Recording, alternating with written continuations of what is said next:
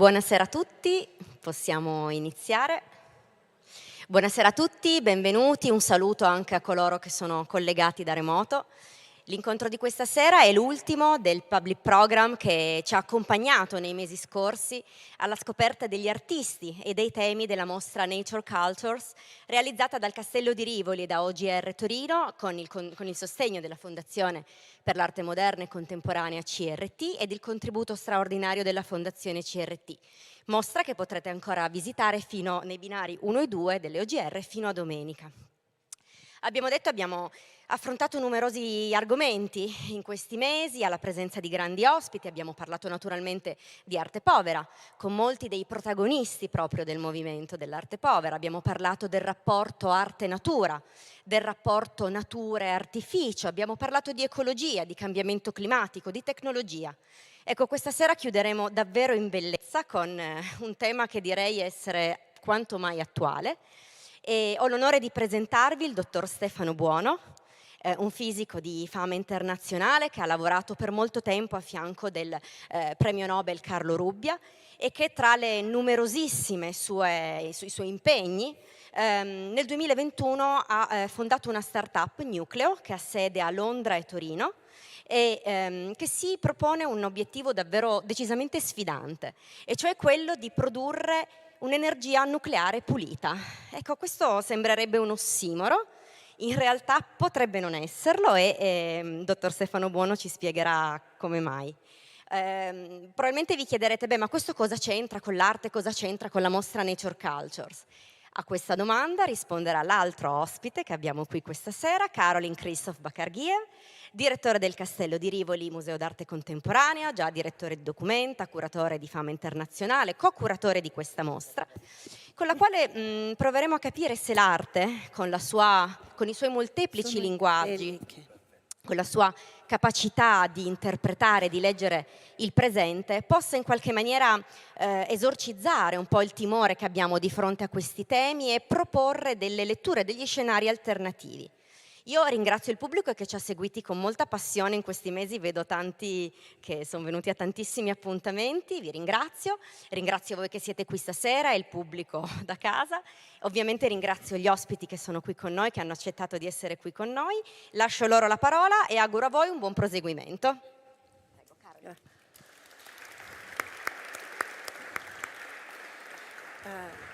Forse dico due parole in italiano first. Ok. Buonasera a tutti e grazie di essere con noi per questa avventura, questa conversazione che cerca di portare vicino due mondi che nell'antichità erano vicini e in molte civiltà del mondo erano vicini, ma che nella modernità europea sono stati separati per le specializzazioni necessarie nei vari settori, cioè la scienza e l'arte. Questo incontro sarà in inglese che possa essere seguito a livello internazionale e da tanti artisti interessati in tutto il mondo e da tanti, spero, anche scienziati, perché è il primo incontro a livello globale tra arte e scienza sul tema di domandarsi se l'energia nucleare può essere un modo per combattere il climate change. Climate change is an extremely important issue for art and for culture at large because, as everyone knows, we are in the period of the Anthropocene where the waters are rising, the glaciers are melting, and we need to imagine ways to take care of the planet per le generazioni future. Quale pianeta vogliamo lasciare per le generazioni future? E siccome la scienza e l'arte hanno in comune che we're in the business of eternity, cioè siamo nel business dell'eternità, capiamo l'importanza di questa fundamental research, ricerca fondamentale. So, this is a picture of an atom. It's an image which I chose for this conversation. And it is an image of something in the center and something moving around it. The electrons moving around the nucleus of neutroni and protoni. So it is a very godly image. Se pensiamo alle rosette nelle chiese antiche, in tutte le religioni del mondo, troviamo un simbolo del genere. Quindi questa essenza della vita o dell'energia è anche di una bellezza straordinaria e di una potenza straordinaria. Ma atomo viene da atomos, e quindi la cosa che non si può spaccare, non si può e non si deve. Il negativo di tomos, insomma, e quindi dal verbo tagliare, la cosa che non si taglia. Quindi tagliare una cosa che non si taglia è un po' giocare a Dio. So the first question I have is, as one of the physicists on the planet working in nuclear energy research, do you feel like God? This is a question probably for the people who discovered the Higgs boson in CERN, because this is named the particle of God. Because this actually is the particle given weight to matter to the energy, but it's too complicated, let it drop. No, I think you will see this is very simple. This is very simple physics and understandable. So no, we don't. Okay, well, what I was speaking about a moment ago was the fact of climate change and bringing me to you. I seeked you out and searched for you. And this is a typical example of culture-nature. Ecco un'immagine dell'incontro tra natura e cultura. È una residenza sabauda di un grande architetto, Juvarra, davanti a una potenza incredibile che sono l'emergere delle Alpi, e questa potenza incredibile, che è stata una sorta di spinta proprio continentale, ha poca neve adesso, ha poca neve e pensiamo che non possa tornare. Parlando non con un fisico, but speaking with a biologist, he said, no problem, Carolyn, il pianeta is fine. Ricordo parlavo con Tarkovsky, epigenetista alla Rockefeller University, e non era preoccupato per niente e diceva non è un problema il cambiamento climatico, non ci sarà la specie umana e tante altre specie, ma il pianeta dopo 3000 anni è perfetto. Era un pochino preoccupante. Shocking. Shocking. Okay, shocking but true. Before I pass on to science, so Stefano ci spiegherà tutto dell'energia nucleare stasera, dalla A alla Z, e dell'energia nucleare cosiddetta pulita, alla quale tende, he's striving. The other day you told me 20 anni, 20 years it will take more or less, but 10 years and less for the intermediary steps. Of course, yes. Yes. So before that, subito prima, vorrei metterlo nel contesto anche della nostra cultura. Qui abbiamo un esempio di un grandissimo quadro del 1842. Già nel 1805 Turner lavora a dipingere tempeste nel mare, nuvole, tempeste. Gli studi climatologici all'epoca erano molto all'avanguardia, ed è una steamboat, cioè una nave a vapore che è dentro una tempesta e che forse collasserà in un shipwreck. Quindi come se William Turner già vedesse il disastro che stava arrivando con il carbon fossile, cioè con l'eccesso di estrarre da dentro la crosta terrestre qualcosa che sono alberi praticamente senza ossigeno, che sono diventati gas e petrolio, portare dal sotto fuori, e l'impatto che poteva avere sulla società.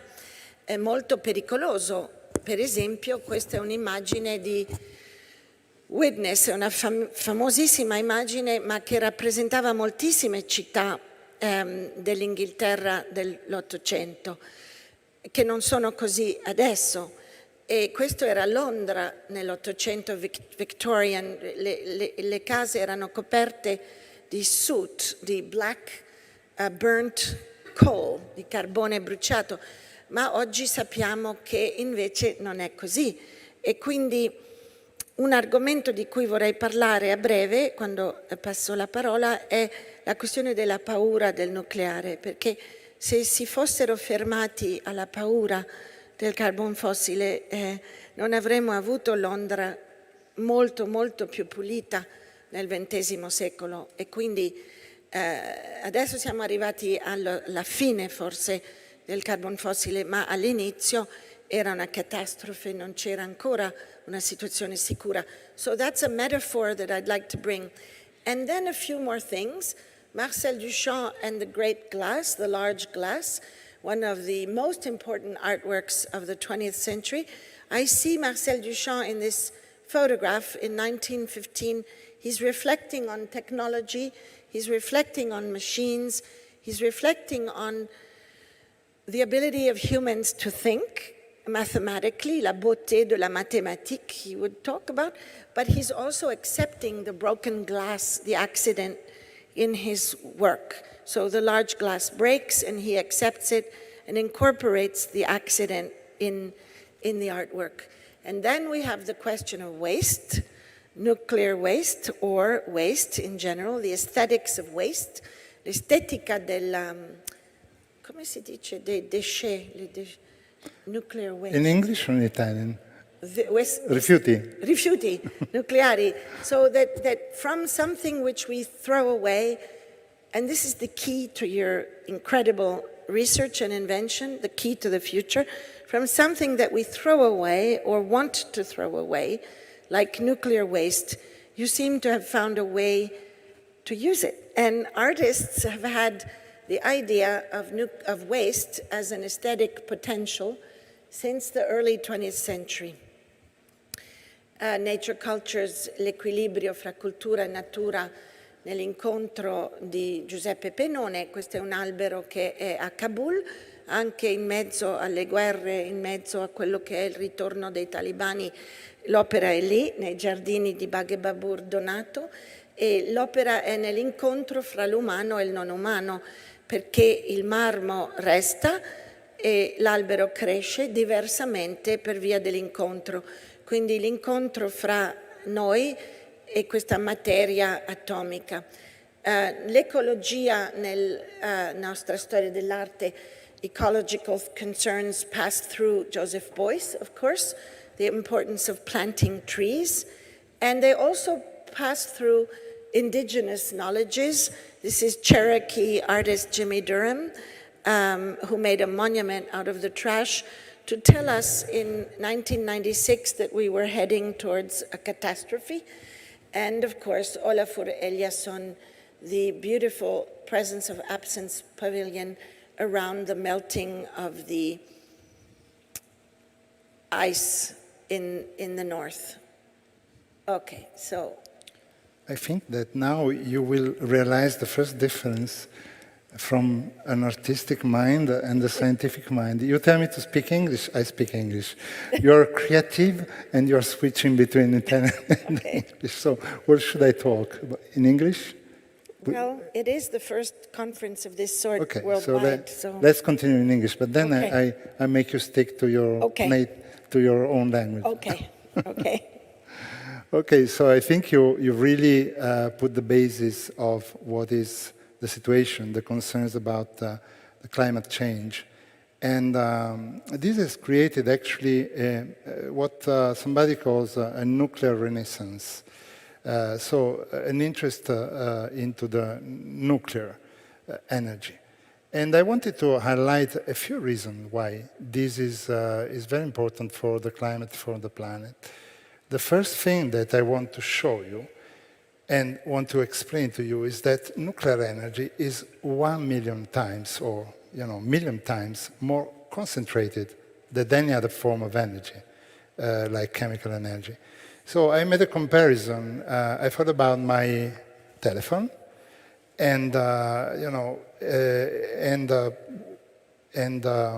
difference with the old computers. I took a second generation of computers, with the computers done with transistors, and this is the difference in size. So today, if we wanted to use our telephone with a device made of transistor, we need, I think, 4,000 of these machines. Of these machines, so a full building. This would be covered.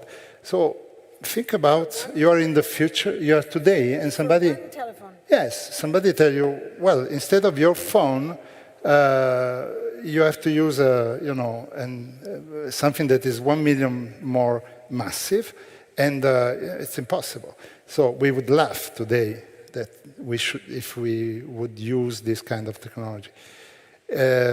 But it's the same for the energy. Sooner or later, the mankind will really use this kind of energy. There is too much of interest because we will use also 1 million times less waste to do this, less fuel, if you compare with fossil fuels, but also less waste if you compare what we have to build to create all this chemical energy. So I'm a strong believer of this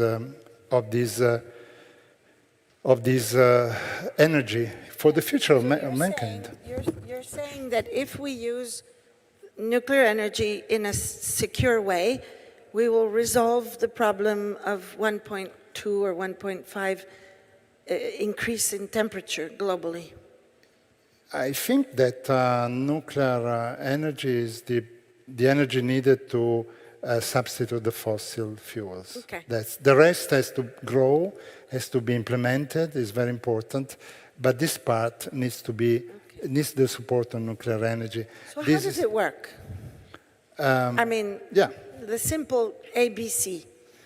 Yes, it's very simple. You have a chemical reaction that, like firing on the right, very small energy. Electron volt is a measurement of a physicist. On the right, if you just split one atom, you create, in this case, 2 million times the energy that in this system. So nuclear fission is generated by neutrons that are part of nuclei that goes on heavy elements like uranium that are fissile. So when they touch it, they can decay. And in this decay, there is a lot of energy that is released, but also many neutrons. And those neutrons released can create the chain reaction that is needed to sustain a nuclear reactor. What I want to show here is that actually this is the need in terms of fuel of a human person over all of his life. This is 88 tons of coal, but only 35 grams of material if we take one of our reactors. So there is a huge difference in terms of utilization of material. But the fact that we use so little material means that in terms of volume or quantity of waste, there is also very small quantity of waste. It is radioactive, it is hot, but it is very few. So I took a few images of how the nuclear waste is contained.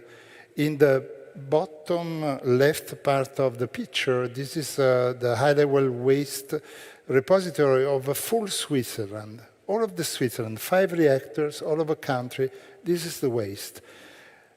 Personally, I prefer that the waste generated by energy is not spread into the air, into London, that doesn't cover the buildings that you don't breathe, rather than containing 1 million times less waste into these containers. I mean, these containers we can control over our life. The volume of the nuclear waste globally in the world is a football field of 10 meters high. So it's really, when we're talking about waste, I wanted really to put the accent on these two things. The general public doesn't understand the quantities we are talking about. So this is very important. So And the entire planet nuclear waste with the old reactors that are not as good as the new reactors is one football field. The entire planet. Yes, of 1 metro. No, 10 meters. 10 metri per un football field. Yes, this is the fuel. Huh? Okay. That needs the volume of the fuel that has been used by all the reactors. But it stays for 300,000 years. A small part of it. A small part of it. Okay. So. Yeah. But, you know, a chemical waste stays forever. Yes, yes. And that brings us to the there is part of this waste that after a few hours is not a waste anymore. Yeah. It's a new material. Anyway, and this is the toll of human deaths, not has been generated, but has been saved by nuclear reactor. So the exercise of this publication has been to take how many, in average, how many people died because of the carbon in the world because of disease generated by pollution. And they calculated how many people would have, how many lives would have been saved if instead of burning carbon, nuclear energy would have been used. The number is almost 2 million. But in general, globally, if you take a very conservative number, so a lot of deaths, the number of deaths has been only 5,000. So there is a real balance. And this is the part that we inhalate and create a direct damage to us. But the damage to the planet is this 64 billion tons of CO2 equivalent that has not been released in the atmosphere because of the nuclear energy that has been generated. So if you really approach nuclear energy from this point of view, you realize that you do want this kind of energy. So you do want that this technology is mastered. It does not represent a fear anymore, and that is you know, considered in the energy balance of the future. Very rapidly, actually, the number of deaths in the 3 major accidents that we all know, 3 Mile Island, the first one in the US, Chernobyl and Fukushima, is really, really small. We can say that after 35 years from Chernobyl, because we have all of the clinical studies showing deaths that should have generated by thyroid cancer or other form of cancers compared to the incidence of deaths in normal conditions. And all of the international reports give this number. So, of course, 35 years ago was different. People was impressed by the information at the time, and why they thought about horrors and death, etc. Because actually, nuclear was born just before the war, was discovered just before the war, the nuclear fission. And actually, think about it, the first use of a nuclear reactor was actually a bomb.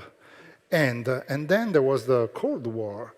So this nuclear military application, not civil application, was used to scare countries. Yeah. And then the Chernobyl accident arrived, and essentially this concluded all the inspiration to make evolve this technology. So since 35 years, there are no more research in this field. Can you explain us some facts? Like, what is the difference between the chain reaction in a bomb and the chain reaction in the old reactors? because we have not yet spoken about what you're doing. We will. But in the old reactors, what is the difference between that and a bomb? So you take some uranium. Yes, I'm you, going you to have like to cooking. you have to take really other materials. You have to enrich the uranium, or you have to use the plutonium. Okay, but uranium is a metal. Let's say it's an element, Yes, and it is particularly unstable. because it's particularly heavy. Yes, So- it's unstable, but not so much, because every few million years you find half of it. So it decays. It decays, in a- but very gently. Okay. So And what- it's actually making the heat, half of the heat of our Earth Yes, is made by the radioactive decay of uranium. under the crust. Yes. Okay, so Fermi and his group, they take the idea, well, first of all, Einstein finds that matter and energy are connected. So Equivalent? so 1905 and then 1916.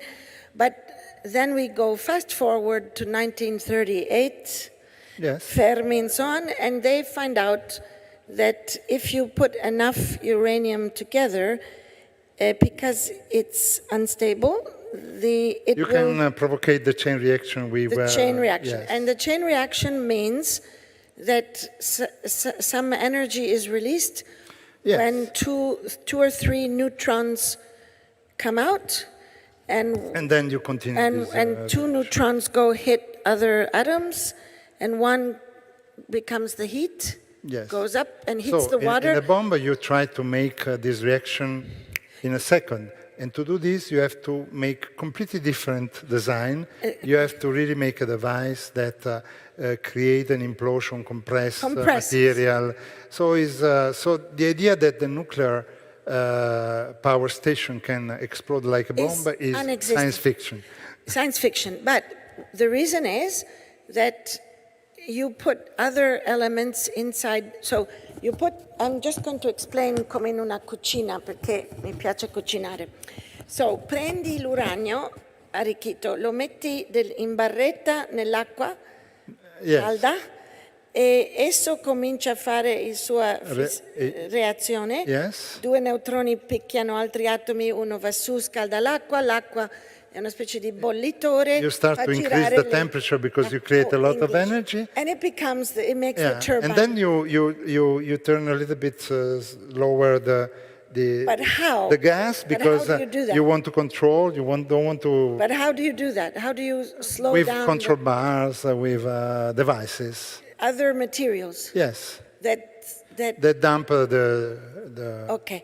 So the reason why we are afraid of the old system, you explained to me once, was because the old system with water... Because in the first design, there was always a way to make a human error and make not a nuclear explosion, but an accident that created a chemical explosion, a chemical accident, actually. So create too much heat, meltdown, emission of hydrogen and hydrogen explosions, and so on. But nothing, the danger, the consequence of a nuclear accident is not in the event in itself, is the contamination from the radiation. From the radioactive, let's say, elements that are inside. Elements that go into the atmosphere. Yes, because you were using water. Yes, and the accident of Chernobyl, which was the worst one in this sense, with the radioactive cloud reaching all over Europe, has proven not to have created any increase of cancer after 35 years in every region around the power station. You're telling me that the old nuclear stations for energy could never explode like a bomb, never. Not a nuclear explosion. Okay. We have learned a lot from this accident. So the design of today, they are inherently safe. They don't need now to control any malfunctioning. But the idea is to let the physics do the business of controlling a power station. So creating a configuration, a power station that can turn itself off in any situation. Like Zaporizhzhia, it's turned off. Yes, but this is still active. They turn it off. Imagine you go away from a power station designed today, or you try to bomb it, or you try to make an accident. Whatever happens, you increase the temperature and the power station stops by itself, by physics. So there is no possibility to make an accident anymore in the many modern designs that are already working, and in all of the future design, because this has been the concern that science has tried to answer. The first concern was the fear of an accident. So I would say that the today power station, they should not consider this fear at all, because also, even the old one have created very few direct deaths. Yes, but now arriviamo alle idee geniali. When you talk about art, you talk in Italian. That's a sign. I love Italian art. Yes, is the language of art? Well, that's what many people in the past thought, including Winkelmann and many Germans. But anyway, to go back to this, your genial idea originally, I mean, your long-term plan, if I understand well, the long-term plan is to use something that shoots particles, splits the atoms, so a different reaction. A different reaction, and there's never going to be a chain reaction in the future, and you can use nuclear waste as fuel. Yes. That's your idea. Yeah. And on top of it, it's a new idea to use liquid lead, piombo, instead of water. Yes, because it makes this disappearing of the nuclear waste possible. Because it doesn't explode come una pentola a pressione and go in the atmosphere. It just stays there, the lead. It helps very much. You can make passive safety. You can implement this so-called passive safety, also thanks to this material. So there are a few materials that really allows very easy safety measurement when I say very easy, I said also very cheap, because it's important that the energy of the future is cheap. So what we are trying to control is also the cost of our systems. Yes, so you see, everyone, that art and science is the same thing. Because when we talk together, we talk about materials, reactions, time, temporalities, space, transformations, metamorphoses. We are talking about the same, let's say, universe of things. But to go back in between now and the end result, so the perfect 6-meter tall reactor che basta per tutta una città and all of that, in between there's some steps of using fission, but using waste, MOX, whatever you call it. Yes. Can you explain that? Yeah, I have some picture after to explain, but I can explain. Where are the pictures? Yeah, that's... But I thought this was my picture, the next one. Yeah, but it's after, actually. Oh, okay, so I should go back in with art? Okay. Yes, why not? Okay. We are talking about waste. Waste, okay. Allora, we were talking about fear. Stavamo parlando delle paure. Why do I translate? Because I would like it to be accessible for all of the people who are here. And in the art world, we are always trying to be local and global, and local and global. It's very difficult. So you said the science they don't understand either, so... Yeah, exactly. Anyway, no, please. I loved this image. So when we were preparing the PowerPoint, I really wanted to keep it, because this is a picture of the first nuclear bomb test. So we're in June or something, 1945, in New Mexico. And it is an incredibly beautiful image of an incredibly powerful event, and very, very scary. And shortly after, Salvador Dalí paints this painting, Uranium and Atomica Malinconica, l'idillio tra l'uranio e l'atomica malinconica. I think this is the crux of the question, because for art and for philosophy, there never is anything good or anything bad. It's extremely complicated. There's never anything necessary or unnecessary. Even being alive is not necessary. We don't know. So art is a field of ambiguity and ambivalence and questioning. So Salvador Dali sees the bomb in the eyes of Atomica Malinconica in her face, which is a little bit metaphysical still, like a De Chirico.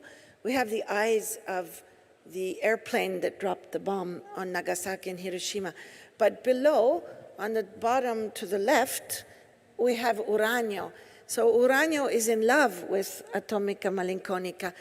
And this painting tells of the contradiction between the most potential source of energy and the most amount of death in the mid-20th century.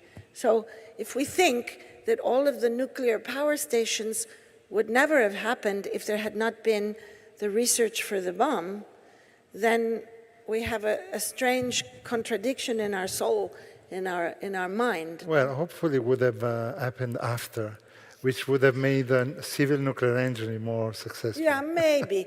But unfortunately, military funding is often behind the most important technologies. Also today, in digital technologies, I mean, it's really, it's a law, but it's always been that the research in armaments has been at the basis of then civil society research. So we have nuclear medicine and we have the time bomb.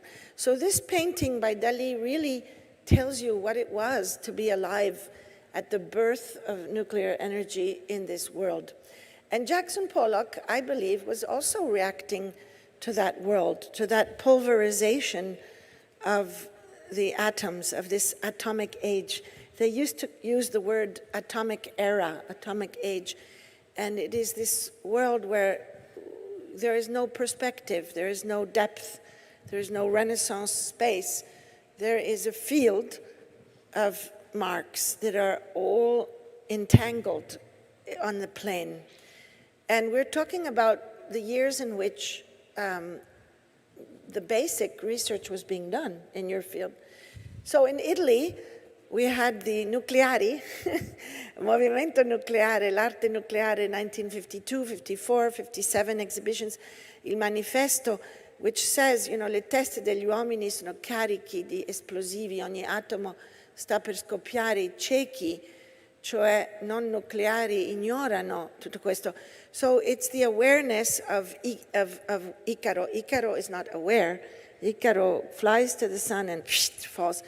But the artist and the philosopher is aware and sees both. And often the scientists are not aware, and often the scientists are aware.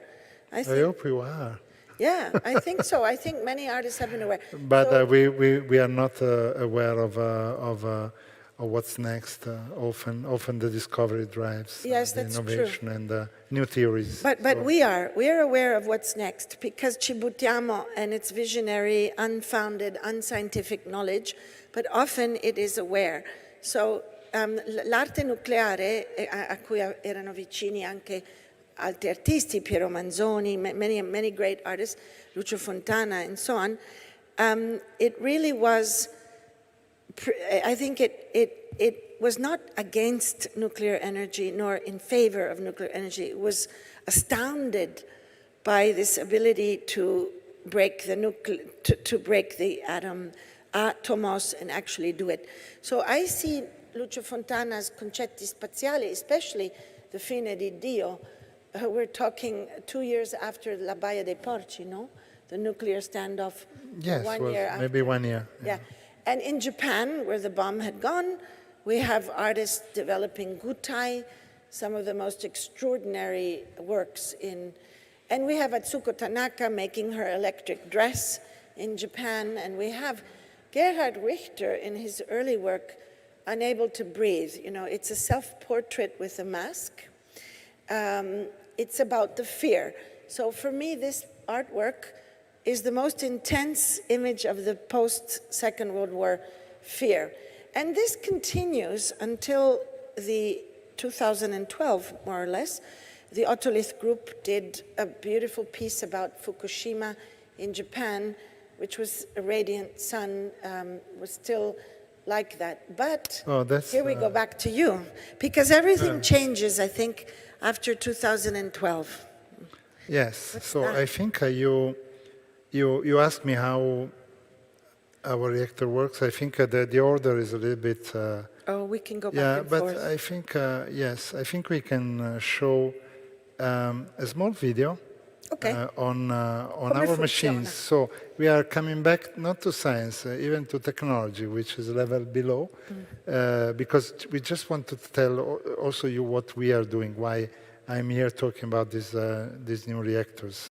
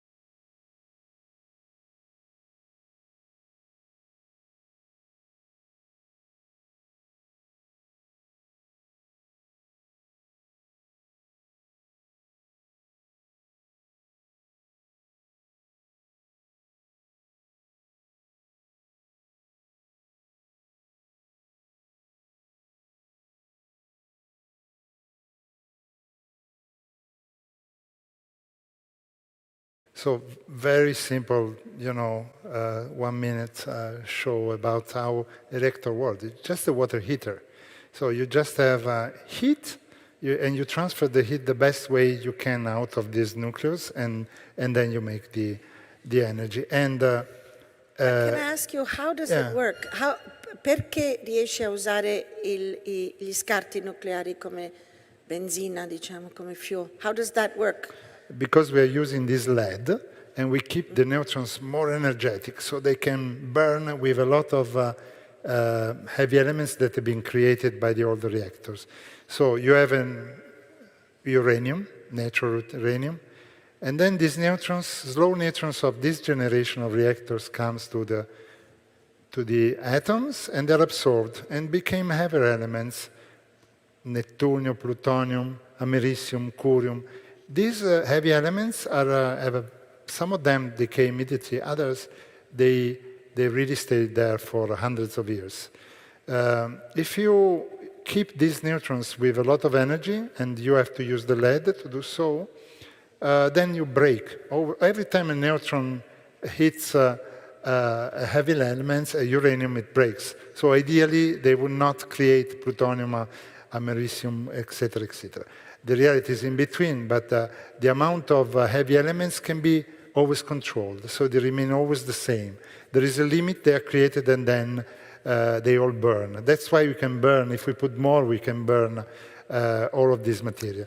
So, to summarize, with this new system, you can use the nuclear waste of the old reactors as a fuel. We make a fuel with all the nuclear waste that has been created by the older reactors. And because in the old reactors, you only use 5% of the intrinsic power that you have in this matter. So we try to use much more.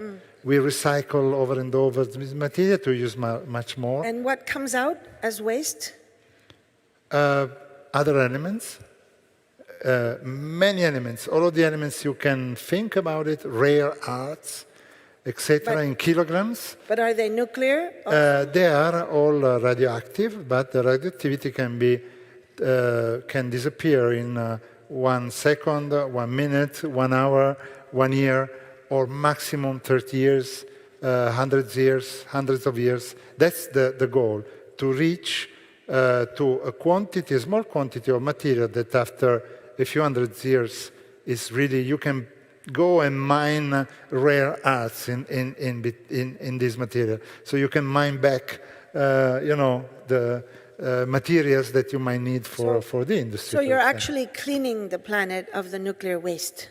Yes, I think this is just at the beginning. We can do this with plutonium, which is something that scares everybody because What is plutonium?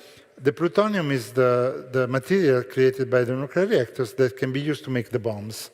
So this is the first thing to eliminate. Yes. That's very important. But this is the beginning of the technology. We can do it today. In 7 years, according to our program, we will have the first reactor burning the plutonium. So that's very close. We know how to do it immediately.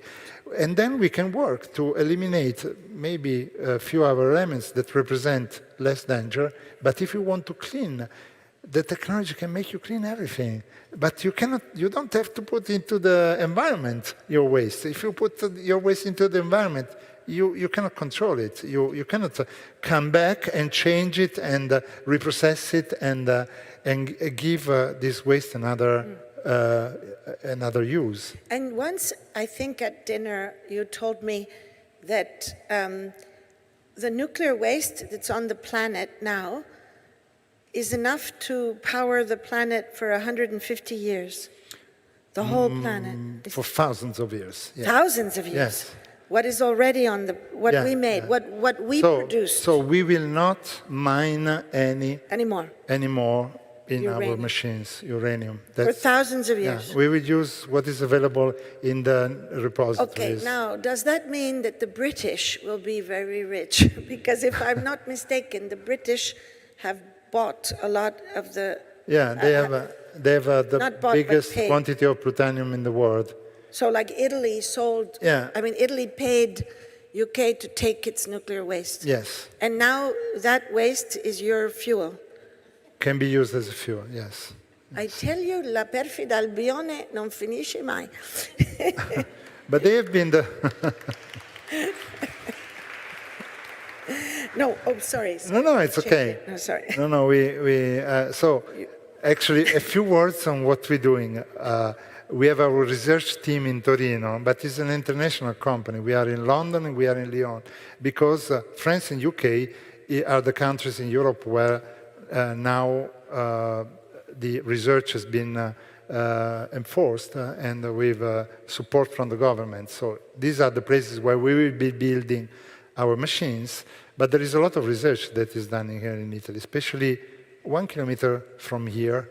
We have a research center with almost 200 people working on these designs. Just a picture to show 2 of our reactors as compared to the old reactors of the old generation.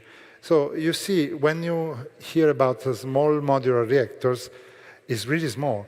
So it's not a huge designs and huge realization that cost billions of euros, of tens of billions of euros that you hear in the press today and in this period especially. But they're completely different machines. The business model is completely different. And the miniaturization is also one key to get to a sustainable cost. And then, as we mentioned a lot of times, the fuel we want to use is coming from the plutonium that has been created from the civil use of nuclear waste, but also from the military use. So actually, there has been, many years ago, the willingness of all of the countries to dispose of the nuclear bombs that have been created during the Cold War, but the plutonium is still there. So the material is still there because it can last hundreds of thousands of years. So we want to destroy it. We can destroy 1.5 tons of plutonium every year with this power installed in our reactors.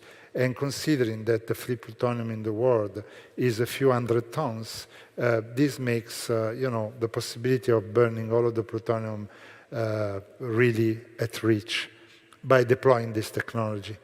And also, as I mentioned to you before, so I have to go fast in this part, we have implemented passive safety system for this Why do you have design. to go Because fast? You don't have to go fast. It's fascinating. Go at your pace. because we have already touched this. This is an image of all the patents, all the Italian know-how that is around this design, so this innovation. And this is a bit of our plans. In 5 years, we want to build a non-nuclear demonstrator in Italy, in Brasimone. It's very easy to do it in Italy because our scientists, most of our scientists are here. And because in Italy there has been a lot of research in the past 30 years around lead, and our research center, Enea, it's one of probably the most advanced center research institution in the world on liquid lead. So we had the opportunity, incredible opportunity to do it here. But isn't it illegal to make a plant in Italy? No, because it's not nuclear. We are only testing the instruments, the components, the pumps, the physics, the thermodynamics, everything. We can test new materials for the future. So it's really a testing facility for everything. Since you need to get a license in UK and France, having the possibility to run tests without have the safety that is around the nuclear reactor made things faster. So we really need something that had no radioactivity at all. Instead of having these fuel bars, we have heated roads. So we have to actually buy the electricity and not sell the electricity. We have to buy 10 megawatts, which is 70,000 euros per day. Oh my God. of bill. But why not do it in France or in England then? Build it. Just because we want to spread the know-how and to get the know-how from all of the three countries. Yeah. So actually, everything concerns this research on liquid lead is very strong in Italy. So it's good to continue this research in Italy. And then when you go to nuclear, you have to go and you have to deal with the nuclear safety authorities. You have to start to be in a nuclearized country. So these two first of a kind that we'll be building will be in France and in Italy. And once you told me that the liquid lead, it goes in at 430 gradi, it goes out at 450 and then goes back. That's how we get. Yeah, it's always heating the lead and then it's like a boiler.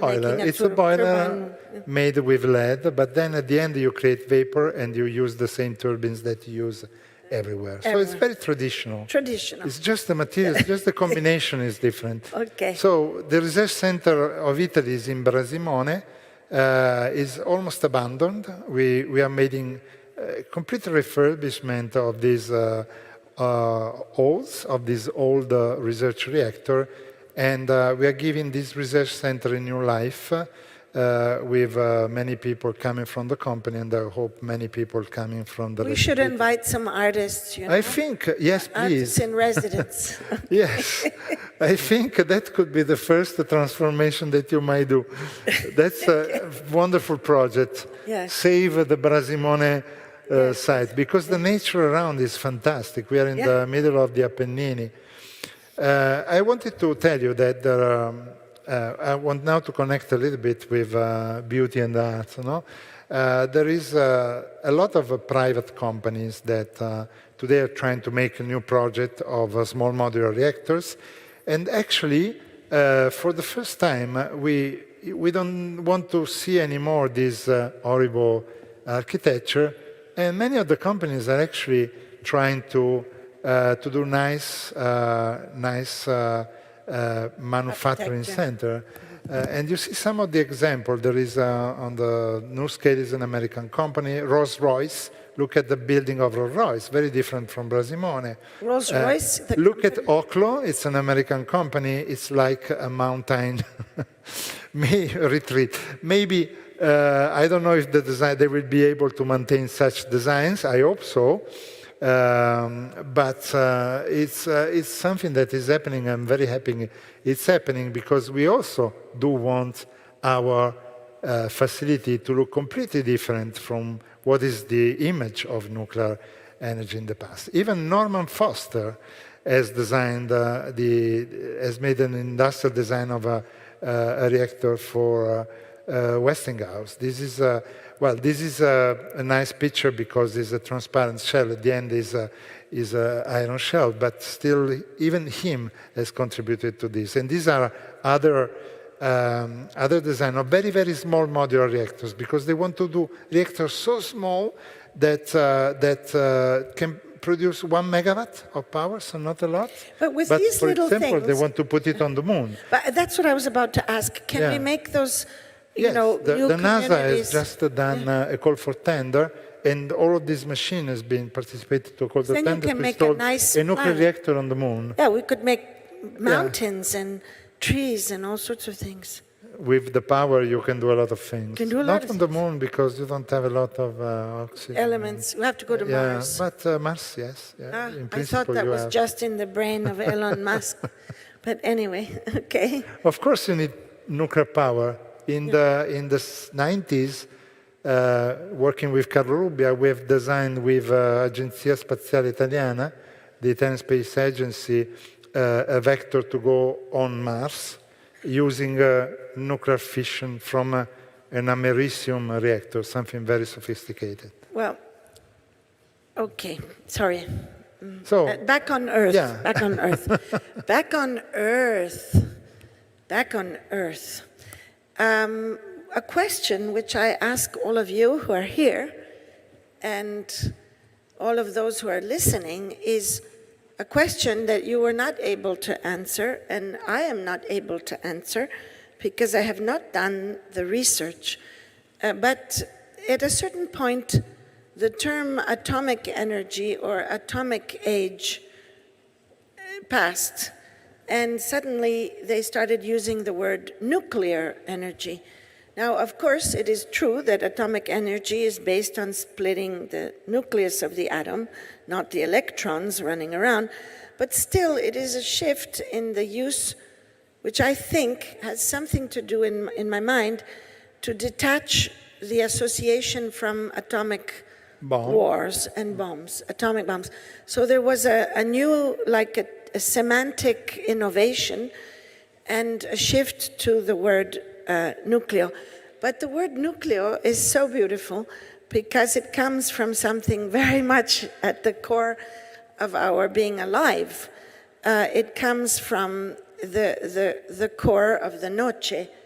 The nucleo era il cuore della noce per I Latini. And it is therefore a very, very ancient idea of core, and it is strangely connected to the word nous in Germanic, which does not derive from the Latin.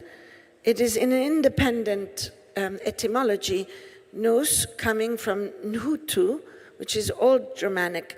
So both in the Latin languages, in the Romance languages, and in the Germanic languages, you have a same common root. So it means it's coming, probably, if I remember well, my university studies, it's coming from the Indo-European roots, which were common to the Celtic languages and so on. So it's a very, very, very ancient word and a very beautiful word, which can be used to think about our relationship with the planet and the ecology. And it is not only about humans who need to not make cities polluted and not become extinct because of the CO2 in the atmosphere. It's also for the nuts. And this gives me the idea that we should plant a nut tree around our installation. Thank you. You see, I'm already a consultant for you. Yes, you should, or you should make it in the shape of a nut or something, or plant nut trees. I think since the Rolls-Royce design was very similar. Huh? Yeah, that's interesting. So this just makes me think about issues around energy in the last years. I mean, in Torino, we have the fantastic work, The Sun Has No Money, by Olaf Eliasson, who was thinking about solar energy as a free energy, infinite energy, without any limitation.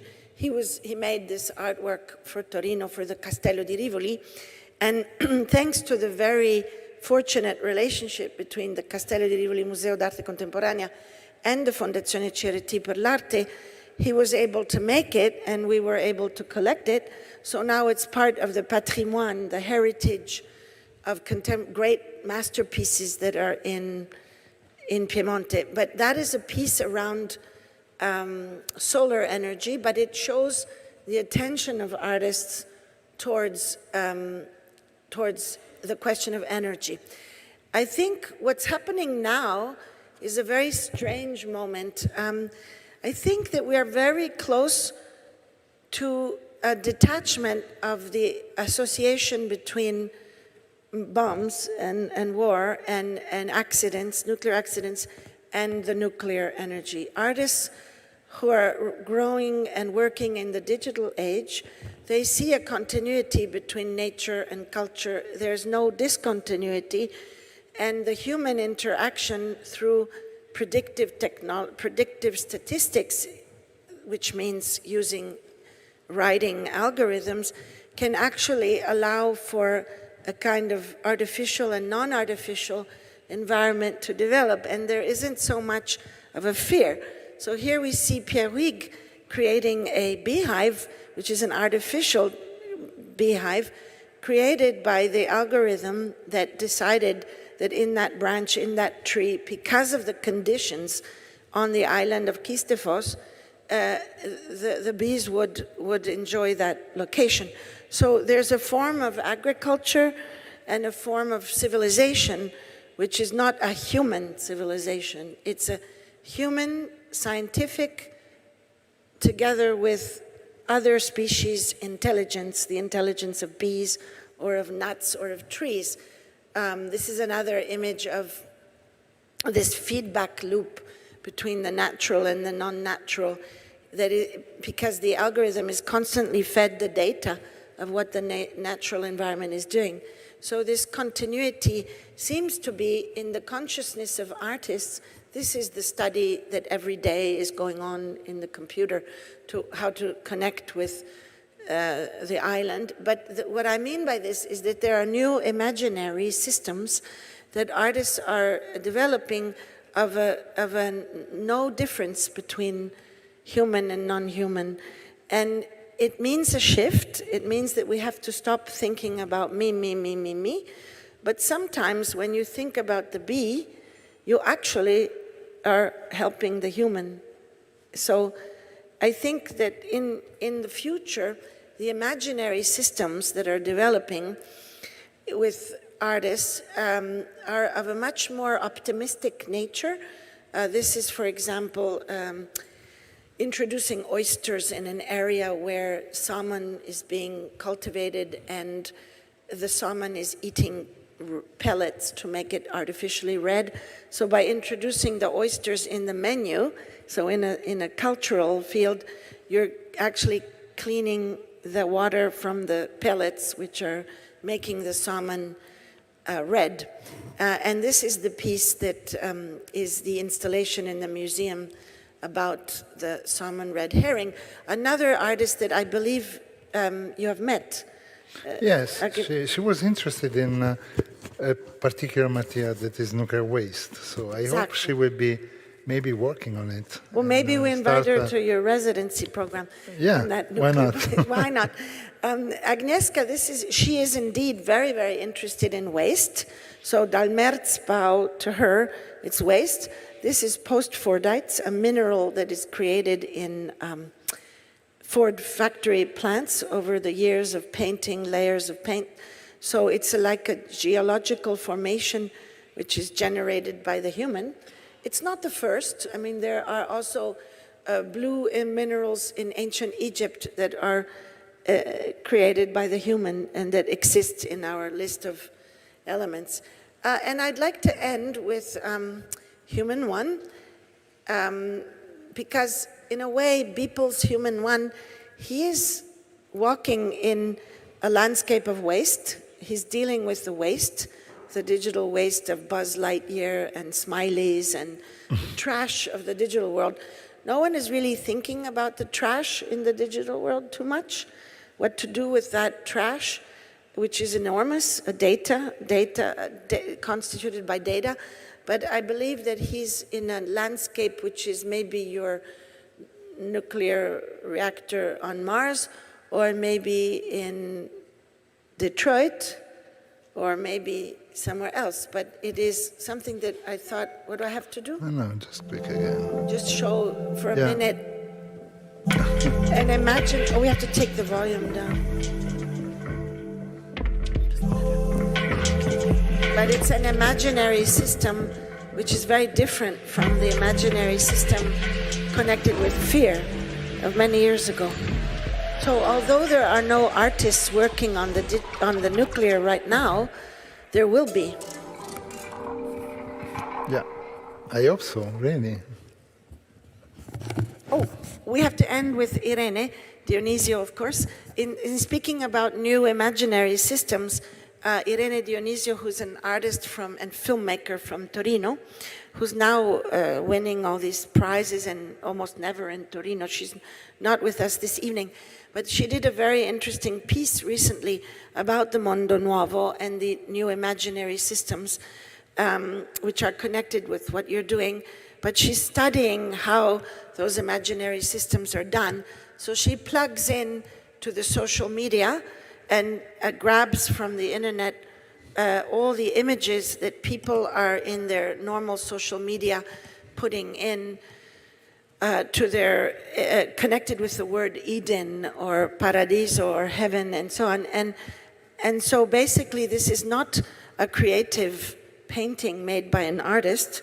It is actually just a collective painting made by a collage of all the images that thousands of people around the world at the same time are using to depict the mondo nuovo, with a reference, of course, to a very famous painting, which I forgot in the PowerPoint, which is Tiepolo in Mondo Nuovo, of course. But so that's that. And you want to do the last slide? Yeah, I think there is no rest. We want to thank you for your attention. Almost. I don't know if you have foreseen some questions. Yes. Okay. Yes. So we do. Yeah. Yeah. So. Questa immagine non è fatta da un artista, è fatta da Stefano. Sì, no, pensata da noi. Questi occhi. Ma era per la società precedente, medicina nucleare. Avete ascoltato pazientemente, immagino che qualcuno ha dei commenti o delle domande, anche polemici, perché è ovvio che è un argomento estremamente controverso e quindi ben venga. Il segreto di non avere domande, scusa, è di fare molto tardi. Siamo andati un po' oltre forse il nostro tempo. But maybe somebody, I can't see. C'è qualcuno che vuole intervenire? Sì. Abbiamo un microfono? Volevo solo fare un'osservazione, perché si è molto insistito sulla relazione tra la bomba atomica e l'energia nucleare. Non sono d'accordo al 100%, non dico che questo non esiste, ma non sono d'accordo, perché la vera associazione era la guerra porta alla bomba atomica e purtroppo questa associazione non ce l'abbiamo più, la mia generazione ce l'aveva, questa la sta perdendo, tra l'altro non siamo coscienti di quello che può succedere. E per sostenere, diciamo, questa mia opinione, dico questo, che a parte che chi ha più sofferto la bomba è stato il Giappone, e il Giappone ha le centrali nucleari che noi non abbiamo. Ma a Torino addirittura c'è stato un momento, credo sia stata un'intervista pubblica di un personaggio molto importante che voleva fare un impianto nucleare al Valentino. Questa me la sono persa. Credo che sia scritto nel libro di Silvestri, Il costo della menzogna. In Italia abbiamo fatto ricerca, abbiamo sviluppato anche lì dei reattori come dire, di un concetto unico ed esclusivo, tipo il cirene, no? Che significava cise, reattore a nebbia. Mi ricordo che negli anni 70, ministro torinese Don H. Atten, c'era un piano, ne avevamo già 3 centrali nucleari, per fare altre 10 centrali nucleari, che poi sarebbe stato raddoppiato.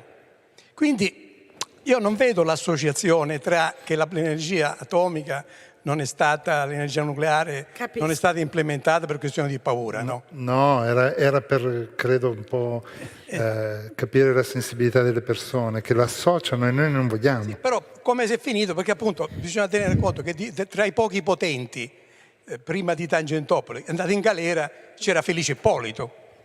Cioè, queste robe qui, la storia, secondo me, bisognerebbe riprendere un po' la storia e capire, insomma, che cosa ha bloccato allora e che cosa potrebbe eventualmente rilanciare. Insomma. Grazie, ok, grazie. Credo di aver capito che la mia ipotesi che l'influenza della corsa per le armi nucleari abbia diminuito un entusiasmo iniziale per la ricerca sull'energia nucleare possa essere sbagliata. Senz'altro può essere sbagliata. Io continuo a pensare questo, ma soprattutto quello che premeva dire adesso questa sera è che nulla hanno a che fare le centrali nuove, cosiddetta energia nucleare pulita, con quelle vecchie centrali dove poteva succedere un meltdown e una fuoriuscita nell'atmosfera comunque di radioattività.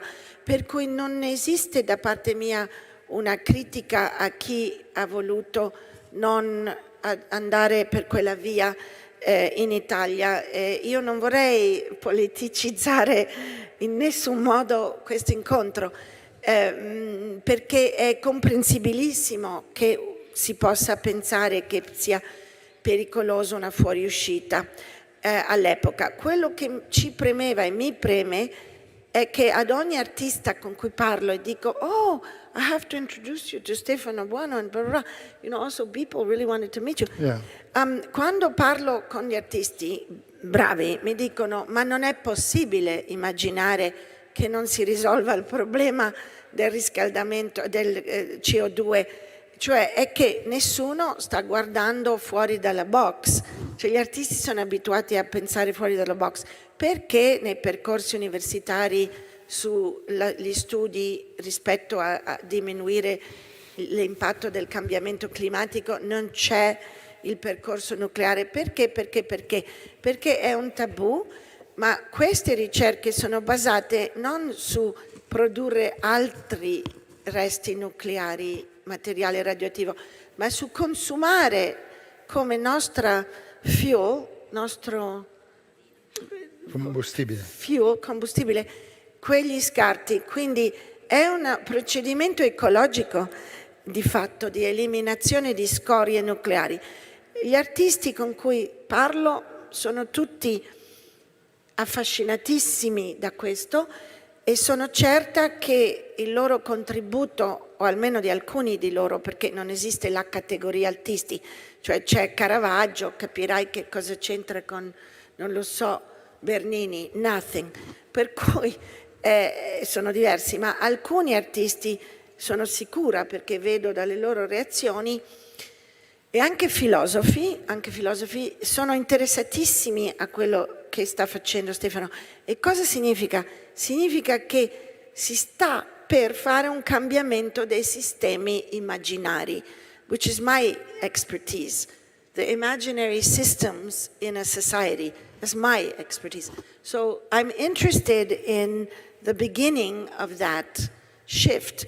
And when that shift happens, there's a cambio di paradigma. You know, it takes a little time, it gets to a critical point, and then cambio di paradigma. Cinema, letteratura, filosofia, poesia. Mi sembra che questo cambio di paradigma stia un po' succedendo, vedendo i giovani, per cui io sono molto positivo. Ecco, grazie molto. C'è un'altra domanda, or we call it a day? Allora, per lasciarmi, vi lasciamo una nota di un po' simpatica e di umorismo che ha qualcosa di artistico. Il primo reattore che ha mai funzionato nel mondo era combinazione un reattore metallo-liquido, come vogliamo farlo noi, nel 1951. Ha acceso qualche lampadina, no?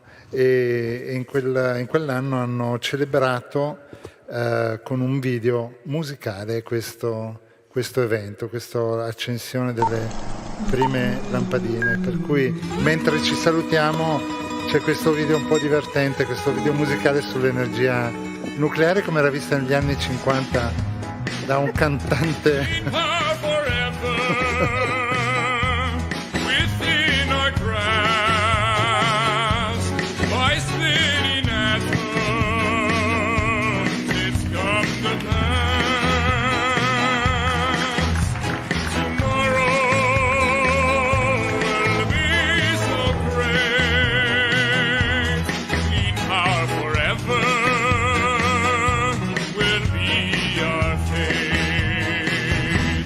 A team of scientists led by Mr. Walterson had built a breather, unlocked the energy within.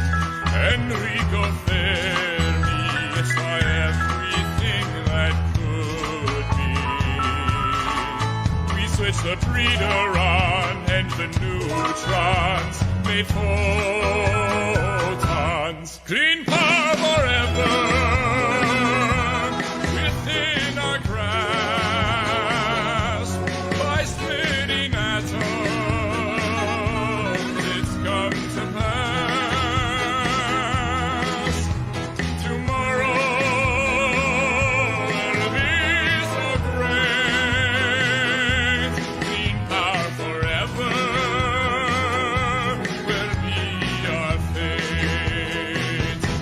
December 20th.